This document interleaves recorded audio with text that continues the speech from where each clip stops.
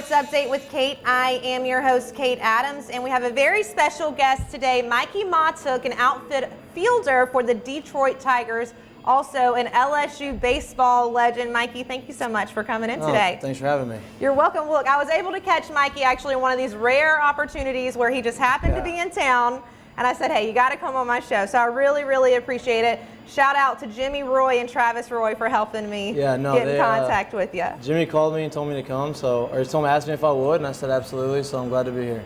Now, you know Jimmy's son, Travis, pretty well. Now, he helps train you or does maybe kind of in the off season, is that right? Yeah, so Travis, me and Travis grew up together. We grew up playing against each other in travel baseball. He played team here in Baton Rouge, and I was in Lafayette. And then their team kind of like broke up a little bit, and then so he came play with us for a year.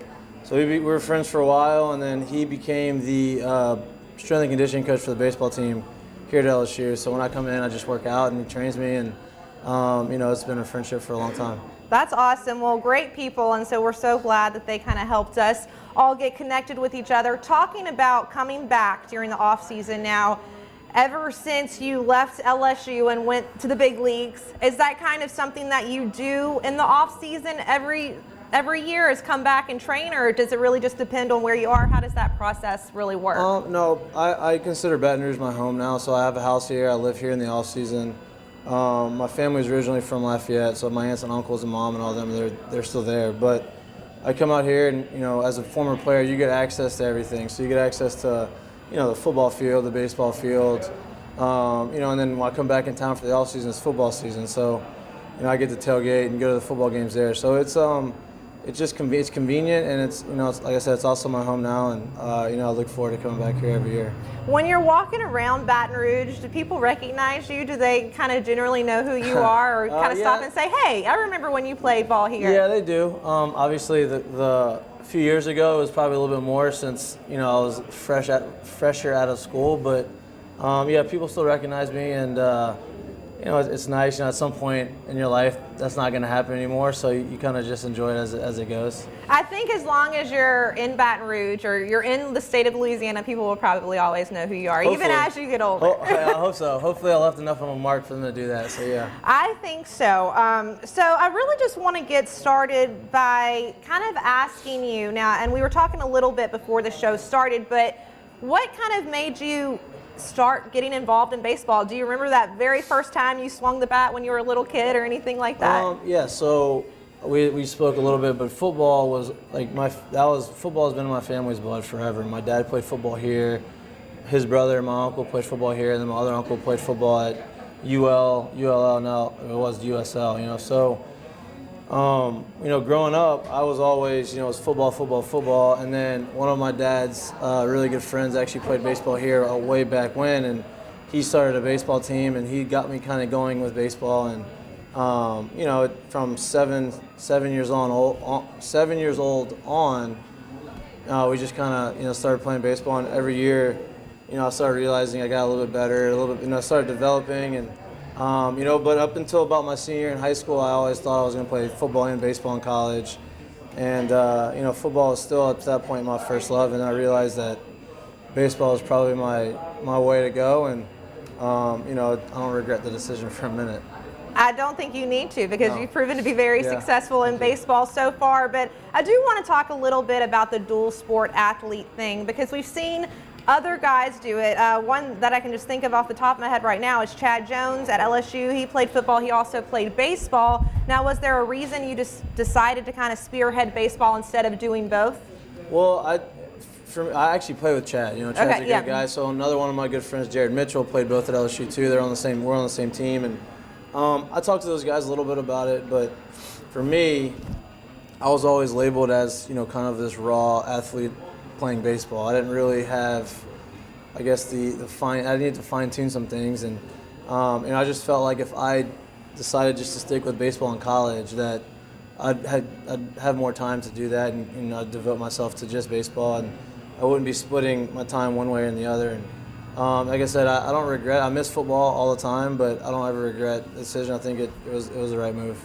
So basically, in that scenario, it's kind of like practice makes perfect. If you focus on that one specific sport. You can Absolutely, really, yeah. perfect everything. Everybody's different. Obviously, like if I maybe at an earlier age tried to, go to these baseball camps and just understand kind of, the finer things of baseball, maybe I would have done both. But I knew that for me to get where I wanted to go, concentrating just on that sport it was the best decision. Well, you definitely made a great decision to stay in baseball. Now, just a little while ago, you mentioned one of your dad's friends kind of helped you get started and had a league. Now, I have a question. Was that guy David Dugas, and was he the one that started the Cajun Sluggers? Okay, so the Sluggers were the team. The guy, David was the guy who kind of started the team, right? And so the guy who really, before the team started, I started when I was about 7. So Mr. Mike Sabb was the guy who brought me up and said, okay, we're going to start playing baseball. Nobody in my family knew what was going on in baseball. They didn't know how to teach it. It was just kind of, they knew how baseball, the sport, but they just didn't know how to teach the technique and stuff. So he kind of took me under his wing, put me in the outfield, so I learned how to play center field. And then, I got better and better. And then I got to be about 9, 10 years old. We started this travel team, and that's when everybody started meshing together. And we had a pretty good squad. We had, growing up, we from 9 till we got to high school is when the team was there. And we had me, and then we had Taylor Dugas, who's David's son, who played at Alabama. He broke all the hit records at Alabama. And you had Grant Dozar, who played here with me, and then Travis. And we had some other guys there too that were really good. Some guys played college football, so we had a pretty good team. So where do you get to travel when you play travel ball like that? Do you just travel around the state, or are you traveling all around the country? So usually it's around the state. Obviously you could travel around the country if you wanted to. Just it would get a little bit expensive, So luckily for us, we're in the South, we're in Louisiana, and there's really good baseball here. And so we would travel. The team was based out of Lafayette, so we travel, to Baton Rouge or maybe New Orleans, or we travel to Gulfport, Mississippi a lot. We go to Houston. So we were kind of in the middle of a bunch of bigger cities that we could have gone to play, and so we travel there. And then at the end of the year, we go to a World Series, whether it be in 1 year we went to Orlando, 1 year we went to Houston, 1 year we went to Denver. So it just depended on where the World Series was, and we just went with it then. I think that's pretty cool, especially as a younger child growing up in that and getting to travel around, getting to make those friends, especially some guys that were on later teams that you played with or that you competed against when you were in your higher level of your career. And even today, you play, baseball is a small, really any sport, but baseball is a small fraternity. Everybody plays it, but I played with guys in professional baseball that we go back and we talk about when we were younger, like, oh yeah, I was at that baseball tournament, so we ended up playing each other when we were 12, and we didn't know it until later down the line. So it's a big world out there, but baseball fraternity ends up being a lot smaller than you think. So do you still keep in touch with a lot of guys that maybe you played college, high school, any level of ball with? Are you still pretty good friends? The guys I played with here at LSU, we won the World Series in 2009. So when you do something like that, you kind of build this special bond. And so most of the guys still live here. A lot of the guys played for a while in pro ball. So we were able to, continue that bond that we had at LSU through our entire lives, really, and all these guys, we still hang out. We actually have a dinner tonight.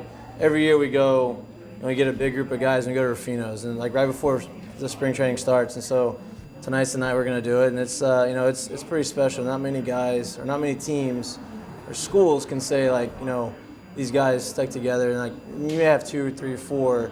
We have 15, 16 guys that still stay in touch, so it's pretty special. That is special. It seems like, because I actually formerly worked for Ronnie Rance, a big baseball guy here in Baton Rouge, and even him and his buddies still have a group that still gets together like that. And it's like you said, it's not just 4 or 5 guys, it's like a group of 15 guys. And I just think that's wild that y'all are all still kind of able to connect with each other, because as you get older and when you start to adult, that it's easy to kind of lose contact with some people, or maybe just not be as connected as you once were. And so it is an awesome experience to spend time like that. And Baton Rouge, LSU, I think is a big reason for that. I think it's just a different culture and atmosphere here that, when you play here and you go through it and you finish out your career, you're not just done.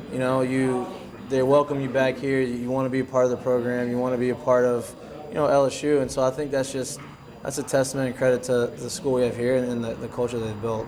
Well, it's definitely a testament to the famous LSU saying, "Forever LSU," for sure. Absolutely, 100%. Well, we do need to take a quick break. We are here at Scoreboards. The address is 10655 Coursey Boulevard. It's a great place to come watch all the games. They've got daily lunch specials. I think today maybe they have a chicken Alfredo. I'm not 100% what it is. They also boil snow crabs, and they boil it in that Cajun seasoning, so you get a Cajun boiled snow crab. You really got to check some of this food out. And look, a TV in every single corner, so this is definitely the spot to come and watch all of your sports games.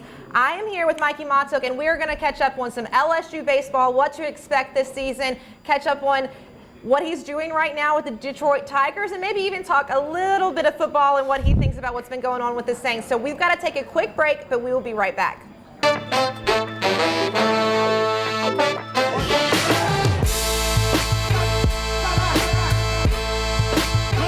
Your dad gave me his baby to go pick up your brother from the airport. Oh, honey, just take Mom's car. She just had navigation installed. I totally got this. We were just there.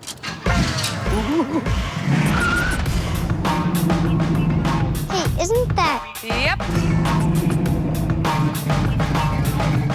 I programmed the airport in, just in case. You don't need a new car to have new technology. Mike's Audio, conveniently located on Airline Highway near the corner of Bluebonnet. Hi folks, Clarence Buggs here. Coach Roger Cador would take the time to tell you how to catch our brand new show, The Roger Cador Show, but as you can see, he's kind of busy right now out at Scoreboards, Baton Rouge's newest sports grill with food that is absolutely amazing. Catch the show 8 o'clock Tuesday nights, 6:30 p.m. on Wednesdays, and on Pelican Television's YouTube channel as well. You want to come out and have a great time. It's awesome, isn't it, Coach? Mm-hmm. Told you.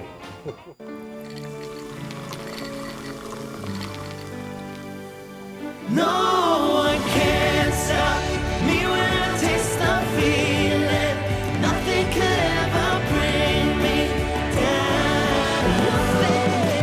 Nothing could ever bring me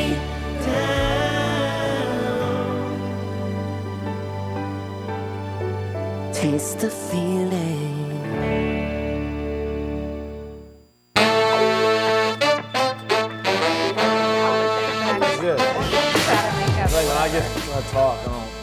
Hey, welcome back to Sports Update with Kate. Kate Adams here. Mikey Mahtook, outfielder for the Detroit Tigers and LSU baseball legend. Thanks for being here again, Mikey. So we kind of got a little overview of how you got started in baseball. Obviously, a lot of people here in Louisiana and especially in Baton Rouge remember when you played baseball for LSU. One of the things, and I've kind of been talking to some people before you came on just to get their opinions, everybody says you were an extremely emotional player when you played for LSU. Did you grow up as an LSU fan? I mean, just tell me kind of what brought that emotion playing for LSU. I think it's a combination of things. You know, I've grown up playing, different sports. Football and basketball are a little bit more of an emotional sport than baseball. You know, it's a little bit more of, you play a little more passion in those sports, or you show it in those sports more than baseball. And then, growing up, I grew up watching LSU baseball, LSU football, grew up watching all of that, from a young age. And actually in 1998, I went to Omaha with my uncles and cousins to watch the World Series. Unfortunately, that was the year they didn't win it. They won it in 96, 97, didn't win it in 1998. I grew up watching it. I grew up a huge fan. So, being able to be a part of that and, being able to, contribute to the history and tradition of LSU, and then obviously playing in front of fans that we have here, it's you can't help but get emotional, and you can't help but, show some passion. And I think you watch that with, any good team that they've had, you've had guys that, have been that emotional guy, or, a lot of teams have multiple guys. So it's a combination of things, but I think, growing up being a fan of the team, and knowing a little bit of the tradition, and then feeding off the atmosphere of the crowd is a big part of it. Well, I mean, I think that's so awesome, and one of the things I truly believe in myself is if you've got a passion for something, it makes it not, I want to say, that much easier, but you do it because you have a passion for it, and you do it the best you can because it's something that you love doing, kind of 100%. Probably how you feel about baseball. But something that you started, and you may have not even known that you started when you were here at LSU, was the number 8 tradition. How did that start? So I mean, I knew football had the 18 tradition, and you know, in most places it's football, then basketball, and then baseball's a distant third. Well, here at LSU, I mean, obviously now they're doing it a little bit right now, but you know, for the longest time it was always football and then LSU baseball. That's kind of the seasons, and so you know, I felt like if football can does the 18, I think that we should do something here. And you know, after I left and decided to sign professionally, and I wasn't coming back for my senior season, I thought it'd be a cool thing that they could continue to do from, you know, year to year. And you know, I asked Mason Katz if he would want to take it, and he did. And he obviously represented the number and the school unbelievable, and then so on. And then I think he passed it down to Alex Bregman? No, he didn't pass it down to Bregman. He passed it down to someone before Bregman, I thought. Okay. I actually don't have that information. And then Bregman got it after him. Okay. And so it was a few guys, you know, and then it's just they've represented it very well. And I see how football does it, and I kind of wanted baseball to do it, and I'm glad it stuck. Well, I'm glad it stuck too, because it's been a great tradition for the LSU baseball team. And like you said, so you gave it to Mason Katz. Now we're kind of blanking on who was between Mason Katz and Alex Bregman. But Alex Bregman was definitely one of them. Jake Fraley, Cole Freeman, and now Antoine Duplantis, who is also another great guy to wear that number. Now, I know the guys that were all number 18, they've kind of created their own fraternity in a sense. Right. Like they've got a group text and they go to different events, and Jacob Hester has been a great person to kind of help promote that. Now he's got his own foundation that's associated with the number 18. Does the number 8 group do anything like that? Now I know you said like you and some guys are going to get to dinner later on this evening, but as far as just the number 8s go, do y'all do anything like that? Not just for the number 8s. We don't do, because it's so hard. Everybody's in different areas, and we haven't really done that. I mean, I think it'd be a cool thing to do. So I'm sure, you know, in the future we will, but we haven't really gotten that point of where, you know, that we do a dinner or something just for the number 8s. But yeah, I think I'm gonna steal Hester's idea of doing that. Hey, it's not a bad idea, and it's also kind of a cool way to keep all the people who were able to be awarded that jersey together, and so I think it's pretty cool. I want to talk a little bit about number 8 some more. What type of qualities does a person need to have in order to wear the number 8 jersey? Well, I think for me, like, when what I believe in is the guy who goes and wants to do anything and everything that he can to win for his teammates, whether it be, you know, coming off the bench, whether it be, you know, being the Friday night starter, whether it being the guy in the middle of the lineup. It doesn't matter. Just a guy who has the passion for winning and a passion for the school, and kind of represents, you know, the school the way that I grew up watching. You know, that I got to experience when I was here, and you know, playing with passion is one of it, and being a good person and a good teammate is another one of it, and being somebody that your teammates really want to rely on and follow, and someone that when things go wrong or things start going sideways, you're the person that people kind of look at to kind of right the ship. And so I think, you know, honestly, I don't have any say on the 8s. Like, it's kind of, we want to make it part of this person's, like, the reason they got the number is because we trust them to make a good decision. And so,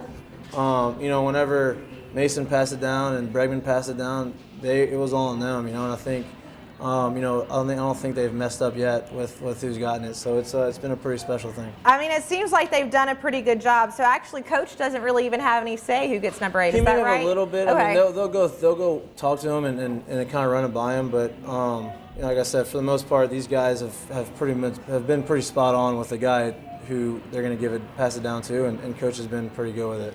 Well, I definitely think for this year, Antoine Duplantis is a perfect pick. I mean, I love when they talk about Antoine Duplantis, because apparently his whole entire family is extremely athletic. Yes, they are. They're from Lafayette. So yes.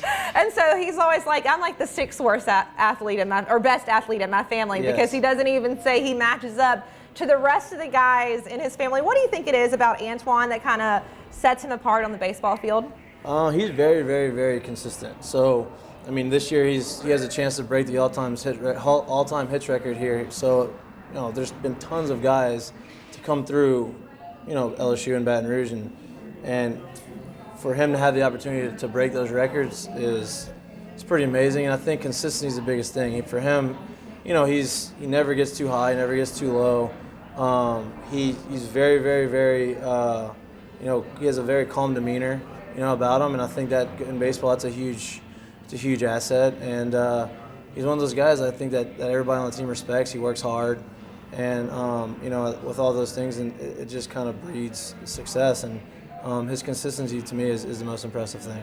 Well, and you talked about the record. I believe it's Eddie Furness record he's going to break. Yep. For career hits, and so I know all of us LSU Tiger fans definitely want that to happen for him, because that would be so amazing. And then maybe he could bump himself up in the lineup of his family of if he's the best athlete. Yeah. But a lot of his family actually were involved in track. They didn't even have anything, had nothing to do with baseball. So kind of a little bit similar to your situation, except it was football and then you chose baseball. Right. Have you ever talked to him why he chose baseball over track and field? We never had that conversation, but I think it probably has something probably similar to me. I think he realized that baseball that at the time was probably his best way of making it to the next level, and he made a decision and stuck with it. It's sometimes you got to go against the grain of what everybody else is doing in your family, and he's done it. And it's like I said, it's worked out for me, and it's definitely working out for him.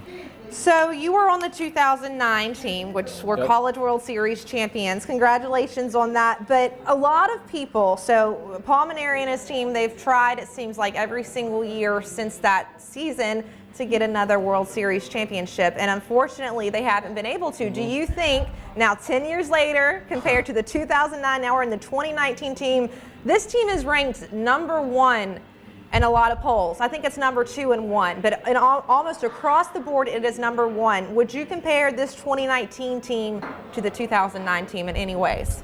So I don't want to compare, because it's so hard to compare teams, but from what I see, because I follow LSU baseball still really closely. When I'm going to spring training, I get to watch the games, and I stay as close to it as I can. My buddies are assistant coaches, and so it's pretty nice to be able to be still kind of a part of that. And so I kind of have a little bit of relationship with guys on the team. And so for me, I think what this team has, they have a lot of guys that came back. Guys that coach kind of thought were going to go play professionally, and they decided to come back for another year. And then they brought in this outrageous recruiting class. And so it's I think to me the combination of the veteran guys and the young guys, I think that's what makes this team so special. That's what we had in 2009. We had a bunch of seniors that meshed with a lot of good freshmen and sophomores, and this team has the right recipe, and I think they have the right mix of guys. And obviously baseball is a weird game, but they're gonna have to go out there and win games. But I think they have a really good chance. So when you've got some veteran guys, especially ones that you thought were actually going to go to the draft and decided to stay one more year, and then you've got kind of a group of younger guys, do a lot of times those veteran guys kind of help just serve as a leader and as a role model for the younger guys on the team? For sure. These guys have been, the more experience you get, the more things you go through. So these guys who are juniors and seniors now, they've been through almost anything. They've been a game away from winning the World Series, and they lost. They lost last year in the regional or super, whatever it was. So they've been through everything. They've made it all the way to the end. They've come up short, and so when these young guys come in, they start struggling a little bit, and because there is an adjustment period. You go from high school to college. In high school, you may face one guy you can hit. Now in college, you have 9 guys in the lineup who can hit, or one guy who can throw hard. Now you face everybody that throws hard.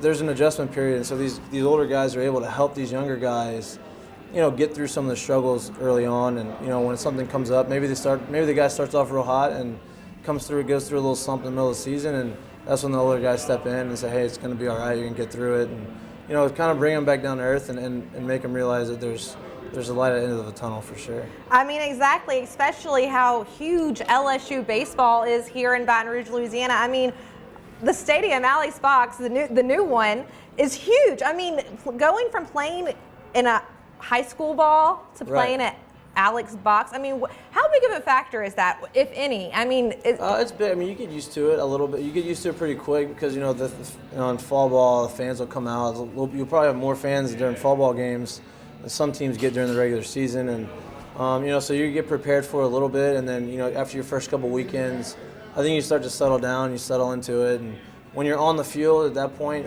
you don't really notice it until like, you know, a big moment comes on, the crowd's real loud, then you can kind of feel it. But yeah, I mean that has a little bit of a factor to it. It's just more of just everything's you're trying to win now. It's not just, oh, you're just going to go out and have fun. Like, you got to win. So like you have to perform and you have to produce, or somebody's going to try to take your position, you know. And so you know, there's a lot of self-pressure put on you.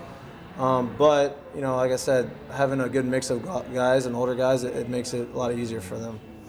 Well, I definitely think having some role models to look up to and people that have done this before is an advantage for some of those younger guys. We do need to take a quick break. We're pressed for time on our commercials right now, but we're still going to talk some more 2019 LSU baseball. We're also going to talk to Mikey, ask him a little bit about some of his experience while at LSU as well as in the MLB with the Detroit Tigers, also previously with the Tampa Bay Rays. So I want to kind of ask him what it's like playing in the major leagues. Also might touch on a little football, get his opinion on the whole controversy with the New Orleans Saints. But look, we've got to take a quick break. We are here at Scoreboards. It's a fabulous restaurant. They've also got a great bar with tons of drinks. It's right here on 10655 Coursey Boulevard, literally right off the interstate of Coursey and Airlines. If you got to go back to work quickly, it's fine. So this is a great place to come out and eat lunch, come have drinks for dinner during, you know, a happy hour. Look, they've got TVs in every single corner, so this is really the spot to come watch all the games. Remember the address, it's 10655 Coursey Boulevard, and Scoreboards is the name of the restaurant. We have got to take a quick break, but we'll be right back.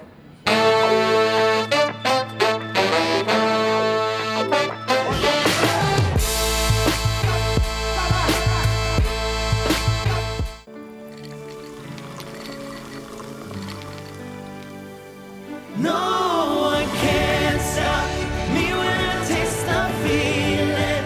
Nothing could ever bring me down. Nothing could ever bring me down.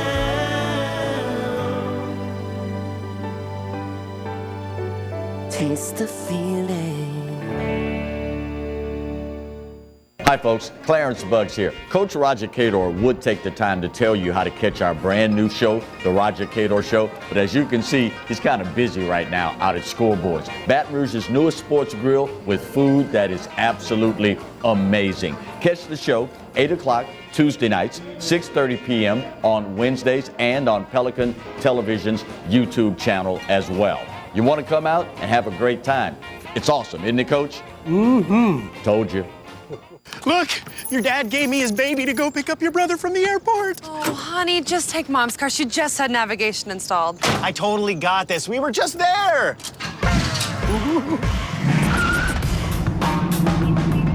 Hey, isn't that... Yep. I programmed the airport in, just in case. You don't need a new car to have new technology. Mike's Audio, conveniently located on Airline Highway near the corner of Bluebonnet.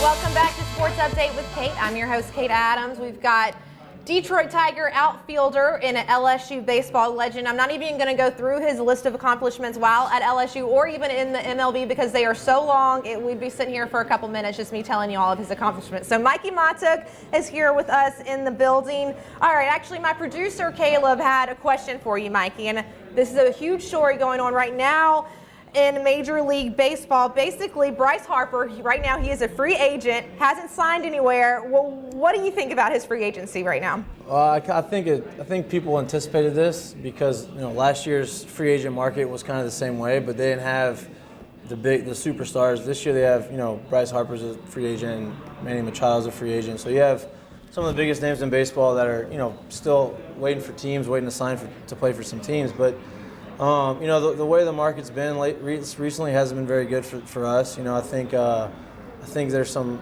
things going on with the owners where they're kind of getting together and trying to not, you know, they're trying to bring the market down a little bit, which hurts the players and ultimately hurts the product on the field. And you know, I think there's got to be some sort of change. I think in the next few years we go back to the collective bargaining agreement, and we have to figure some stuff out. But for him, he's obviously going to sign. He's one of the best players in baseball.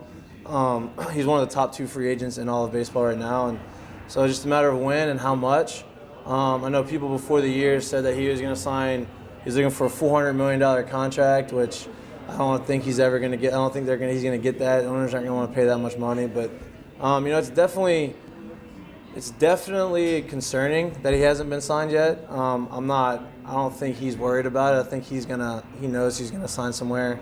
I'm willing to bet the next couple weeks these guys will start signing and come off the board. So, like I said, it's probably been a very stressful time for him, but he'll be all right and he'll figure it out. Do you have any guess where you think he might go?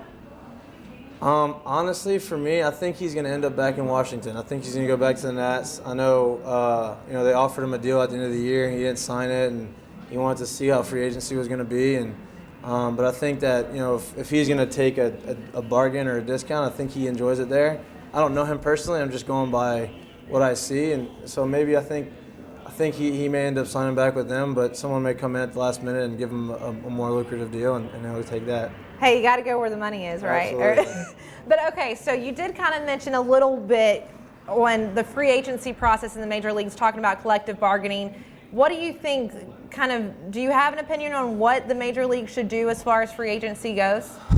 I have an opinion for sure. The problem is we're going to need about 2 days for me to tell you and explain about what I think is fair and what should happen. I think a lot of players echo what I think, and I'm echoing a lot with a lot of their beliefs. But ultimately, I think that I think it takes too long to get to free agency. I think they need to figure out a way to make free agency get a little bit shorter. I know a lot of owners, a lot of teams want a lot of younger players now. It's getting to be a younger league. So these veterans that are still good and still are able to play, kind of getting pushed out the game a little early. So for me, I think that they need to shorten up free agency, and they need to increase the league minimum so that the discrepancy between a veteran guy and a guy making league minimum isn't as much. So guys, there'll be more jobs available, and they won't just bring a young guy up who's not ready yet, as opposed to paying the guy an extra $2 million because he's a little bit more expensive. So like I said, that's kind of it in a nutshell. There's a lot more detail into it that I can get into, but we're going to need a little bit of a longer show for me to do that. Okay. I won't harp you on that subject too long, but we are talking about Major League Baseball. I do kind of want to talk about your transition from college to the major leagues. Now, I know it was something that you announced last minute. You may have made the decision, you may have not made the decision last minute, but you announced last minute.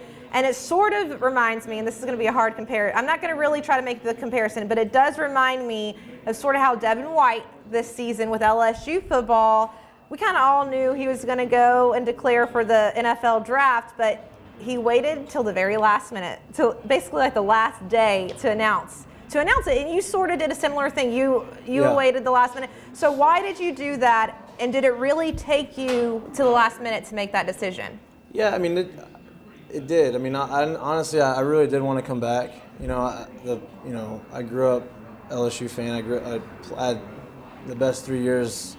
Some of the best three years of my life were here, and I felt like we had a really young team in 2011, and we didn't make the postseason, even though we had a pretty decent year.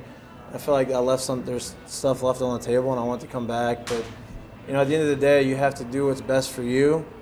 And for me, I felt like, especially in baseball, starting my career a year early was my best route to get to the major leagues and ultimately fulfill my dreams. And baseball, if you go back for your senior year, you kind of lose a little bit of leverage in negotiations in the draft. And football is a little bit different.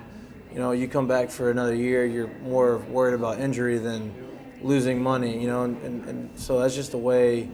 Both sports, that's a little bit different. That's how both sports are a little bit different. But, for Devin White, I think he went through a lot of the same things I went through, where he knew that it was probably time for him to go, monetarily and career-wise. But, in his heart, he really wanted to stay. And I know he wants to win a national championship here, and I know, he wants to go down as one of the greatest players ever that's come through LSU. And, I think he wanted to come back for senior year, win a national championship, and have that.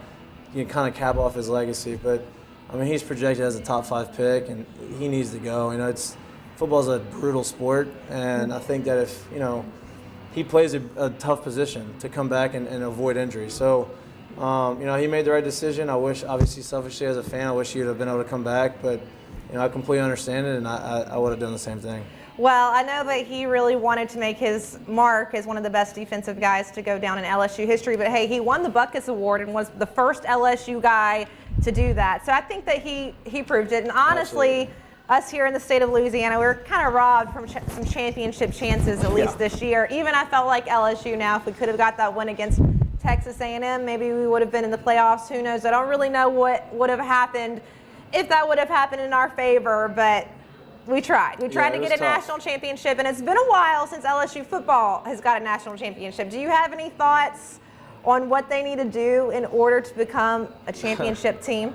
I think they're well on their way, and I think Coach O's done a really good job. I was actually having this conversation the other day. I think a lot of people give Coach O, a bad rap for no reason. I think just because, he has a little bit more of a raspy voice, and it's a little, he wasn't the sexy hire at the time, and I think people gonna give him, they take it out on him. They say, he struggled at Ole Miss. Well, you learn through. There's tons of coaches, that are really, really successful now that have struggled early on in their coaching career, and he learned a lot from it, and he hasn't made those same mistakes. And for me, I think a lot of people got not fed up, but kind of got over less, and they're ready for a new change because every year they kept seeing the same mistakes over and over again. Not good clock management, bad discipline, same penalties, and for me, I haven't seen that with O. He's corrected that. He is, team is always, they're not penalized all the time. Time management hasn't been an issue. So I think people need to start give him a little bit of credit. Like, he's done a really good job with us, and obviously his recruiting's never been an issue, and he's brought in some amazing talent. And I think they're well on their way. I think we finally have a guy on their center for a couple years that it brings a little bit of stability to that position, and that's obviously the name of it for us. Is we've had everything else but the quarterback position, and Joe's done great, and I think next year we're gonna have a really good season. I definitely think next year we'll be on fire, and I hope that we are. I saw Foster Morrow at the Senior Bowl last week, and he's the number 18, a great leader on the team. And I said, well, what do you have to say back to Tiger Nation back home? He was just like, go Tigers, and he feels confident leaving it in Joe Burrow's hand, also as Coach O's hand. So he's 21 signees in early signing period. I don't think you could ask for a better recruiting class. Coach O's done a great job, and I think he will continue. Hopefully after they got a 10-win season this season, people will kind of let Coach O off the hot seat. Yeah, I think so. I think he earned it. I mean, I know people didn't think that we weren't supposed to. Everybody was projecting us to win 6 games. He won 10, and we had 2 games where we should have beat Florida and we should have beat A&M. That's a 12-win season. We have 1 loss. We're in the playoffs. So, we won 10 wins. We had the toughest schedule in the league. I think he finally got himself a little bit of a break, and he deserves it. And I don't see him letting up. So it's going to be exciting years to come. It definitely will. But I do want to switch gears back to baseball. We kind of got off subject for a second, but I want to talk some LSU baseball. I want to talk this year's team in particular. Now, have you gone to? They've only had a couple practices, but have you gone so far yet? I've seen some of their practices. I mean, I'm working out on the field too, right before them, so I'm able to see some of their stuff. Yeah. When you're on the field, do any of the guys come up to you and say, "Hey, Mikey, can you show me this?" Or do they ask you questions or tips or anything like that? Sometimes, it's not like I'm not gonna say anything unless they ask me, because obviously coach, you have great coaches there that are gonna tell them stuff. But I'll be working in the outfield sometime, and some of the outfielders will come in there and work, and I'll give them a few pointers. But for the most part, they know what they're doing, and they've been successful doing what they're doing. So they don't necessarily come up to me, but every now and then if they need something, I'll say it. What players are you most impressed with so far this season? Even though the season hasn't technically started yet, for the season to come, what players are you most impressed with? We touched on him a little bit earlier. Antoine, obviously, he's kind of like the catalyst of the offense, and he's he's been very consistent. I think that's a huge thing for a lineup that's going to have some young guys in it. You have Cabrera, who he was a freshman last year and had an unbelievable season. So he's going to take the next step, and he's going to be. I think he was a freshman All-American last year, and I expect him to do outperform that and be one of the best players on the team. And obviously you have Hess and Watson came back, and Zach Hess works his butt off. He's has some of the best work ethic I've ever seen. It kind of reminds me of Anthony Renato when I was in school. You know, they both worked their butt off, and he came back because he didn't have the year that he wanted to have last year. And I think, you know, his second year as a starter, I think he's gonna, you know, make huge strides, and I think he's gonna be the guy that everybody expects him to be. And you know, the recruiting class they have coming in, they have a ton of young guys, ton of young pitchers that, you know, have been they're advanced, you know, advanced beyond their years. So it's going to be fun. They're really, really deep on the mound. I think there's some guys in the lineup that are going to surprise some people, and you know, just sit back and enjoy it because this is going to be a special team. Well, what about the staff for this year's team? Let's talk about some of the pitching coaches, and just obviously Paul Mainieri's been here for a while now. Let's talk about the staff, who you like on the staff and who you can see making a big impact on some of these younger guys. So, like I said earlier, I have a lot of friends on the staff. So I didn't get to play with, or I didn't get to play for Alan Dunn, who's the pitching coach here. And but he's, you know, ever since he got to LSU, he's been amazing with the guys. He's developed good pitchers into being really good pitchers, and he's developed guys who are not, they're okay to being good. So, you know, he's a huge asset. You know, obviously the hitting coach is Sean Ochinko, and Sean's one of my best friends, and he played here with me. And recruiting coordinator is Nolan Kane, and he brought in the #1 recruiting class in the country. So, you know, the guys they're in a good, they're in very good hands. You know, guys have, you know, they have 2 of the coaches on the team were part of that 2009 national championship team, so they have that experience, and they've been able to go through winning and know what it takes. And like I said, you know, those guys mixed with the talent they have, I think it's going to be a good year. Is it cool getting to see some of your buddies coach at this level? Absolutely. You know, it's when you get in the game, you know these guys play pro ball for a little bit, and you get in the game, you don't really want to leave it when you're done playing. You don't want to leave it, and so they've had the opportunity to come back to LSU, which is one of the I think the premier baseball program in the country, and come back and coach for that school. It's a pretty cool thing to do, and you know I love it because I get to go, and you know I still feel like I'm a part of it because I'm watching my buddies coach, and it gets me into the game a little bit more. Well, look, I think that's really cool. I love when I see my friends. Now, they're in different careers. Like, one's a fashion blogger. You know, they do all different types of things. But I love seeing them become super successful, so that is a neat thing. Yeah. Okay, we do need to take a quick break. This will be our last break. But when we come back, we're going to talk some more LSU baseball. We'll talk about Mikey's foundation that he's got, and maybe even a little bit of Saints if we have time. We're here at Scoreboards. The address is 10655 Coursey Boulevard. You've got to come here. Like I said, daily lunch specials. They have weekend specials. Snow crab, boiled and Cajun seasoning. You know how we love our Cajun seasoning, and this is the place to get it. This is also the place to watch all of your sports games because they've literally got a TV in every single corner. So come out. They've got great tailgate style food. They even have some menu items that really aren't tailgate style food. So you got to come here, try really great food, watch the games, and come check out my show as well. Scoreboards is the name of the place. The address is 10655 Coursey Boulevard. We've got to take a quick break, but we will be right back.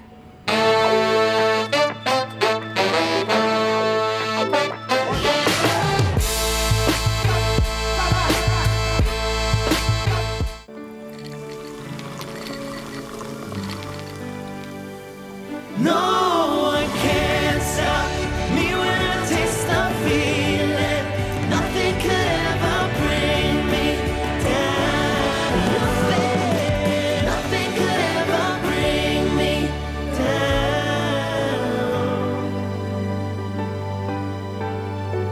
Taste the feeling. Hi folks, Clarence Buggs here. Coach Roger Cador would take the time to tell you how to catch our brand new show, The Roger Cador Show, but as you can see, he's kind of busy right now out at Scoreboards, Baton Rouge's newest sports grill with food that is absolutely amazing. Catch the show 8 o'clock Tuesday nights, 6:30 p.m. on Wednesdays, and on Pelican Television's YouTube channel as well. You want to come out and have a great time. It's awesome, isn't it, Coach? Mm-hmm. Told you. Look, your dad gave me his baby to go pick up your brother from the airport. Oh, honey, just take Mom's car. She just had navigation installed. I totally got this. We were just there.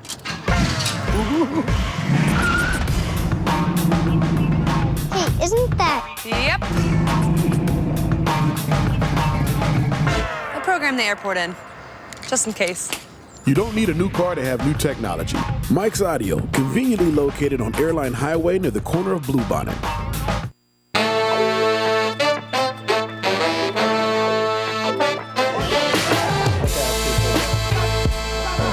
All right, we're back. Sports Update with Kate Adams, and Mikey Matuk, an outfielder for the Detroit Tigers, also an LSU baseball legend. We've kind of talked about a whole lot of things while we've been here. I want to talk a little bit more about LSU baseball. I don't know if you've had a chance to look at the schedule, but if you have, are there any teams out there, and it's still very early in the season, that you think might be a real threat to LSU?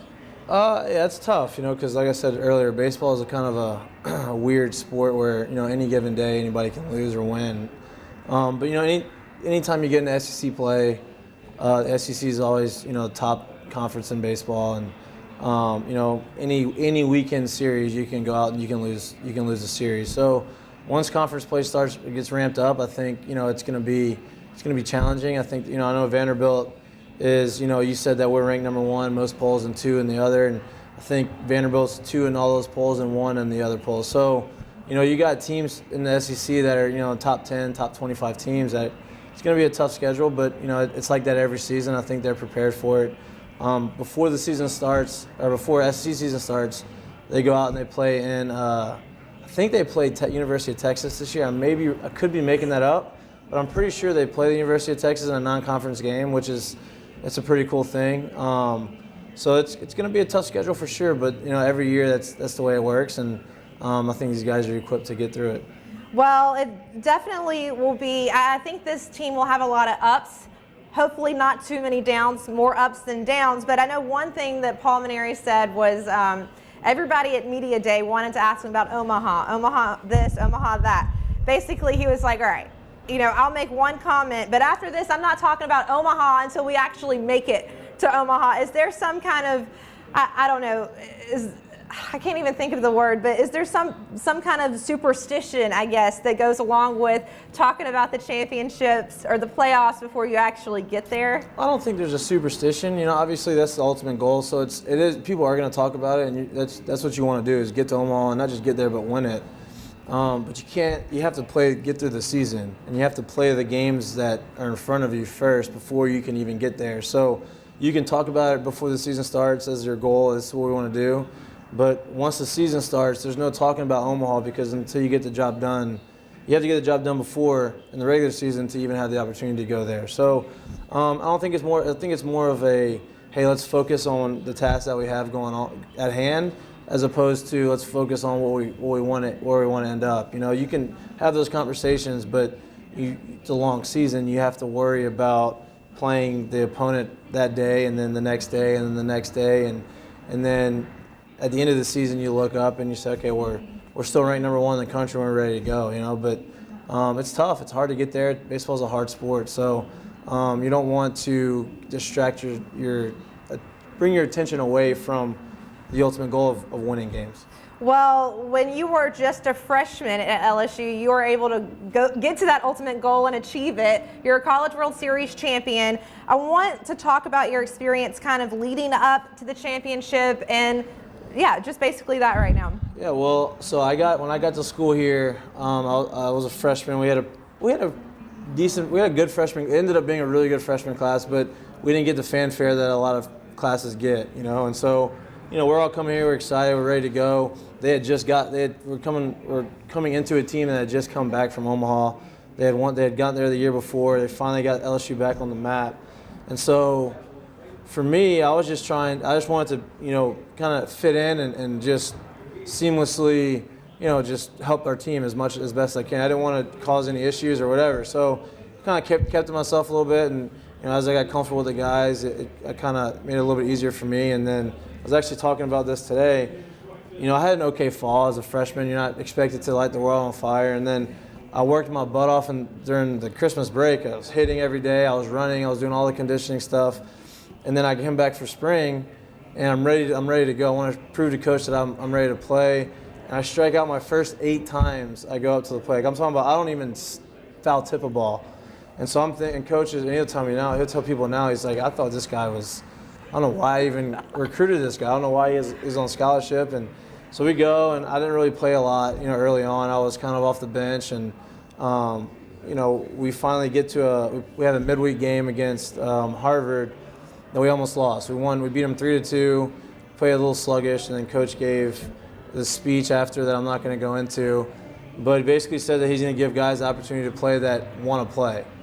And so it's kind of more to send a message than anything. And he called me that night and said I was starting, and ended up hitting 2 home runs that game, and I started for the rest of my career. So, it was a cool thing. I was able to, finally make it into the lineup, and then, gradually other freshmen made it in, and then by the time we got to the postseason, we're all seasoned and ready to go. And the minute we lost our first game of the SEC tournament, and then we won we ended up winning every game up until the second game of the World Series final. So we won.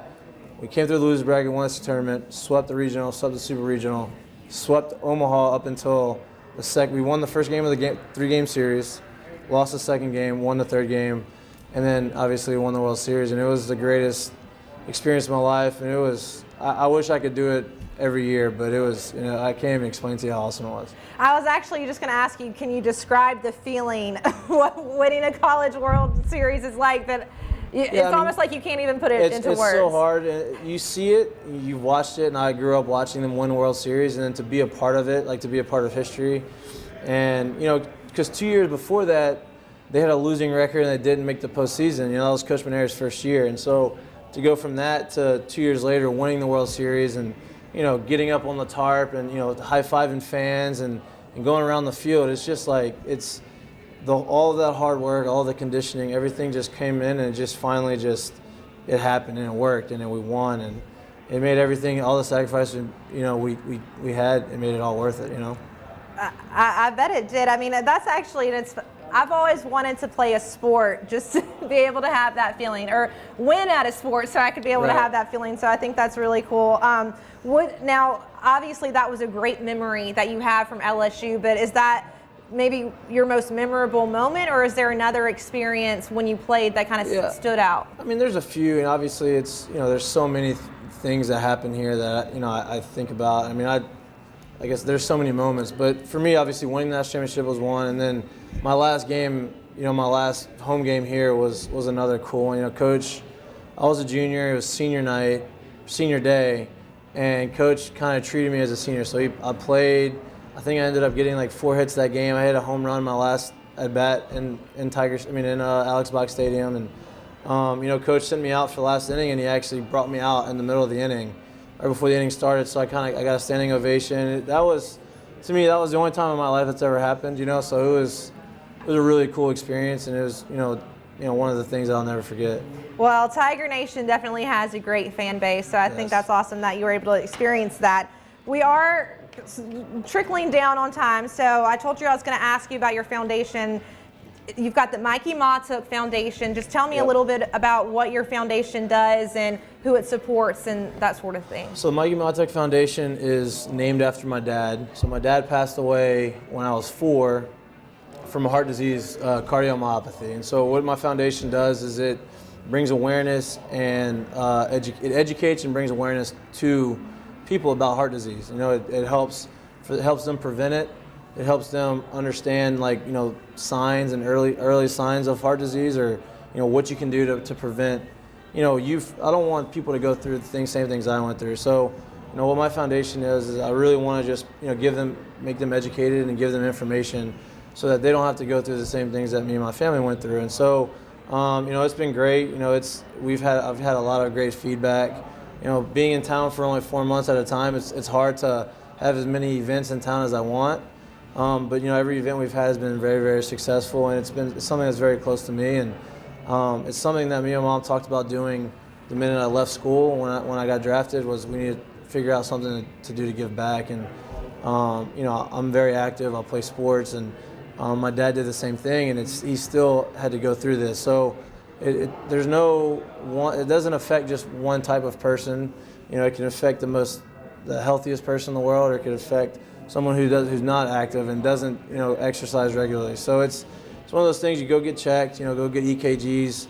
understand what's going on in your body and understand things that you can even get out and just go walk around the street. You know, you and your wife and kids, just go walk around the street for a little bit, just get out the house and you know, be a little active. So that's basically what it does. Just really just want to educate everyone and give them the opportunity to, you know, get through most of the stuff. Well, heart disease definitely affects many people here. My mom has a heart condition, and so it's something that kind of rings true to me. If people want to donate or maybe find out about your events or what's going on with your foundation, where can they find that information So out the at? website's the best way to go. It's MikeyMotickFoundation.org, and you know, we're not going to have an event right now because obviously I'm leaving, so I won't be here. But there will be an event next year. We haven't gotten the dates yet, but there'll be an event next off season. And yeah. If you want to learn more about the foundation, donate, or just really understand the story, just, you know, the website's the best way to do it.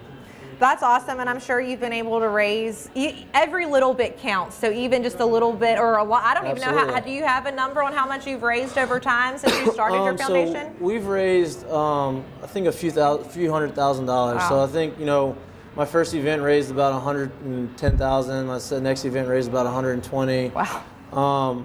And so we were able to give all that money back to, you know, to people, not people, but organizations that practice the same thing that we practice, and help them, you know, educate and do the things that, you know, we believe in. Well, that's really awesome. Always helping others and giving back to others is something that I truly believe in.